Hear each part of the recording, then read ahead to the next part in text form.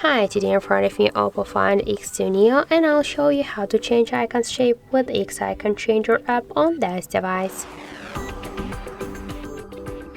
Now first we should open the Play Store application, and in the search bar we should enter the X Icon Changer app. Now we should get this first application, that's why tap to install app and wait a couple of seconds while this application downloading and then installing on your device. And after that, tap to open the app. Now we can see here all the available applications which we can select. For example, let's use the phone icon. Just here we can see the library with different folders with the icons, so we can select one from these icons or use the photo from our device gallery or just to take a picture right now in camera app. I'll use the icon from the library. Let's use, for example, this one. This is the phone icon.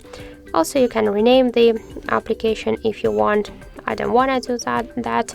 So after that, we just should click here to OK on the right upper corner. Now we should skip the videos and tap to add button. We can go to the desktop directly or to change the next icon by the same way. Just select the app and just select the new icon, tap to OK, and here in on the home screen we can see our new phone icon and the default one. So we can see that we just successfully changed the icon shape of our application. So that's it. Thank you for watching, and if you find this video helpful, don't forget to leave a like, comment and to subscribe our channel.